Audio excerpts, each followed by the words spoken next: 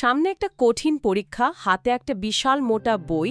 প্রথম পাতাটা পড়ার পরই মনে হচ্ছে সব মাথার উপর দিয়ে যাচ্ছে, মানে কিছুই ঢুকছে না। এই পরিস্থিতিটা কি পরিচিত লাগছে? ঘন্টার পর ঘন্টা চেষ্টা করেও মনে হয় যেন কিছুই মনে থাকছে না। আর এর কারণটা খুব অদ্ভুত জানেন। আমাদের মস্তিষ্ক আসলে শুকনো তথ্য বা ডেটা মনে রাখার জন্য তৈরি হয়নি। এটা তৈরি হয়েছে অভিজ্ঞতা মনে রাখার জন্য। তাই পড়াশোনা যতক্ষণ একটা নিষ্ক্রিয় কাজ থাকবে, মানে শুধু পাতা উল্টে যাওয়া, ততক্ষণ মস্তিষ্ক কি বলে একটা নিষ্ক্রিয় দর্শকের মতোই আচরণ করবে।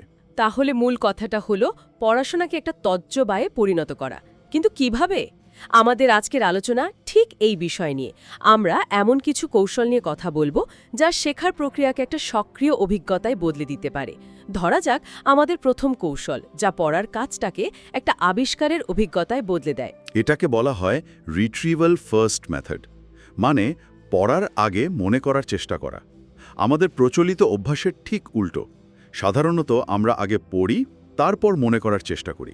ঠিক, এখানে বই খোলার আগেই একটা সাদা কাগজ নিয়ে বসতে হবে আর নিজেকে জিজ্ঞেস করতে হবে, এই বিষয় নিয়ে আমি কি জানি।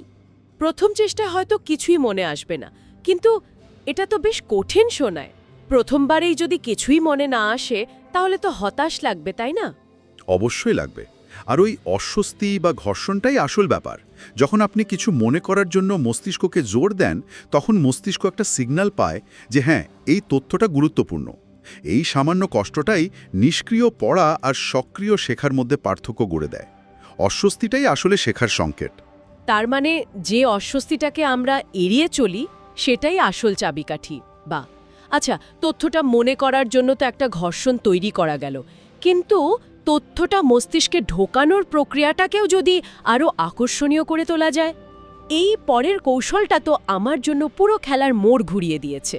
আপনি সম্ভবত ক্যারেক্টার ফিউশনের কথা বলছেন। একজন ব্র্যান্ড ম্যানেজার হিসাবে ভাবতে শুরু করলাম, যার নতুন পণ্য বাজারে ভাইরাল হয়ে গেছে। তখন সাপ্লাই অ্যান্ড ডিম্যান্ড আর শুকনো তত্ত্ব মনে হলো না। মনে হলো আমি তো দাম বাড়াবই, কারণ আমি জানি ক্রেতারা কিনবে। বিষয়টার সাথে সাথে একটা অনুভূতি জুড়ে গেল। এটাই হলো স্নায়বিক সংযোগ বা নিউরাল অ্যাঙ্কারিং। আমাদের মস্তিষ্ক গল্পের মাধ্যমে তথ্য মনে রাখতে ভালোবাসে। যখন কোনো ধারণার চরিত্র হয়ে অভিনয় করা হয়, তখন মস্তিষ্ক সেটাকে একটা ব্যক্তিগত অভিজ্ঞতা হিসাবে সংরক্ষণ করে, যা শুধু পড়া তথ্যের চেয়ে অনেক বেশি শক্তিশালী। কিন্তু সব বিষয় তো আর এতটা নাটকীয় নয়। অনেক বড় আর জটিল অধ্যায় থাকে।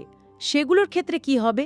সেখানে আমাদের তৃতীয় কৌশলটা কাজে আসে, চাঙ্ক ও ল্যাপস মেথড বা তথ্য সংকোচন। আমাদের মস্তিষ্ক একসাথে অনেক তথ্য নিতে পারে না, কিন্তু ছোট ছোট প্যাটার্ন খুব ভালোভাবে ধরতে পারে।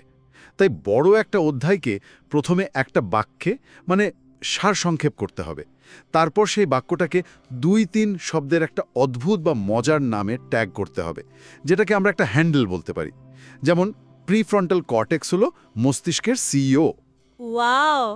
পরীক্ষার অম্চ চাপের মুহূর্তে পুরো প্যারাগ্রাফ মনে না থাকলেও মস্তিষ্কের সিইও কথাটা ঠিকই মনে থাকবে। এটা বেশ কাজের।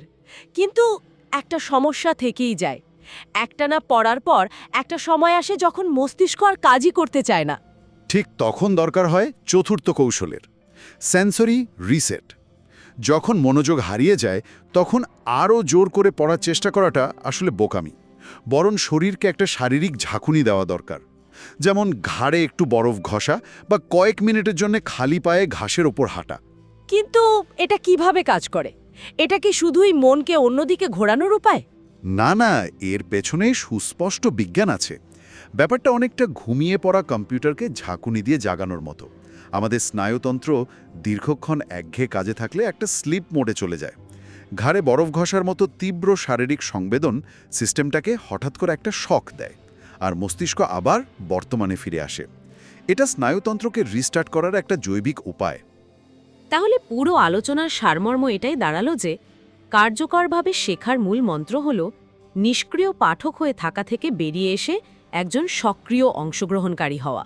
সেটা হোক মনে করার চেষ্টা করে, কোনো চরিত্রের অভিনয় করে, বা তথ্যকে ছোট করে এনে শেখাটাকে একটা অভিজ্ঞতায় পরিণত করতে হবে।